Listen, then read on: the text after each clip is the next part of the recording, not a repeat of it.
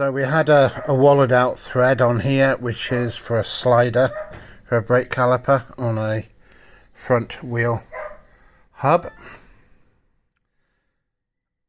So it was a 9mm thread by 1.25 pitch. So we decided to put an 8mm helicoil into it.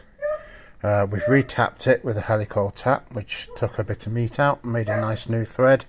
Inserted the helicoil, machined the threaded section of the slider down because it was all messed up anyway.